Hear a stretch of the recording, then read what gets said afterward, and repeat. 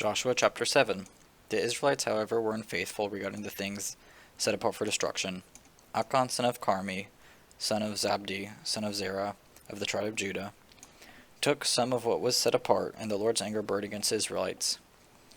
Joshua sent men from Jericho to Ai, which is near Bethaven, east of Bethel, and told them, "Go up and scout the land." So the men went up and scouted Ai.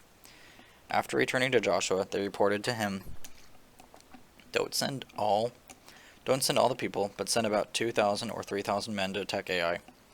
Since the people of Ai are so few, don't wear out all your people there."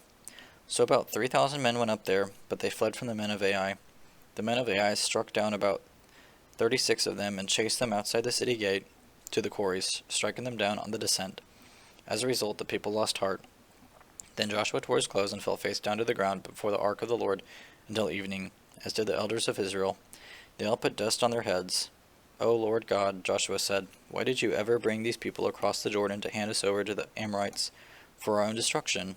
If only we had been content to remain on the other side of the Jordan. What can I say, Lord, now that Israel has turned its back and run from its enemies? When the Canaanites and all who live in the land hear about this, they will surround us and wipe out our name from the earth. Then what will you do about your great name?"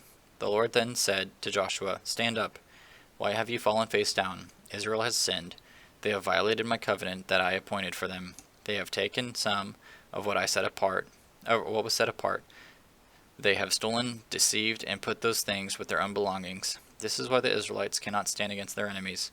They will turn their backs and run from their enemies, because they have been set apart for destruction.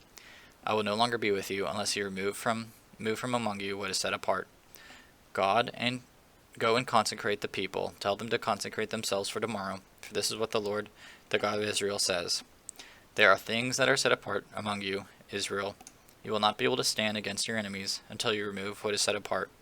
In the morning present yourself tribe by tribe. The tribe the Lord selects is to come forward clan by clan. The clan the Lord selects is to come forward family by family. The family the Lord selects is to come forward man by man. The man who is caught with the things set apart must be burned, along with everything he has, because he has violated the Lord's covenant and committed an outrage." Joshua got up early the next morning. He had Israel come forward tribe by tribe, and then the tribe of Judah was selected, and had clans of Judah come forward, and the Zerahite clan was selected. He had the Zerahite clan come forward by heads of families, and Zabdi was selected. Then he had Zabdi's family come forward man by man, and Achan son of Carmi, son of Zabdi, son of Zerah, of the tribe of Judah, was selected. So Joshua said to Achan, "My son, give glory to the Lord, the God of Israel, and make confession to him. I urge you, tell me what you have done. Don't hide anything from me." Achan replied to Joshua, "It is true. I have sinned against the Lord, the God of Israel. This is what I did. When I saw among the spoils a beautiful cloak from Babylon, 5 pounds of silver, and a bar of gold weighing 1.25 pounds, I coveted them and took them. You can see for yourself. They are concealed in the ground inside my tent, with the silver under the cloak."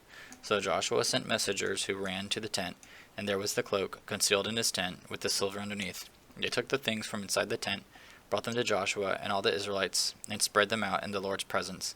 Then Joshua and all Israel with him took Achan son of Zerah, the silver, the cloak, and the bar of gold, his sons and daughters, his ox, donkey, and sheep, his tent, and all he had, and brought them to the valley of Achor. Joshua said, "Why have you brought us trouble?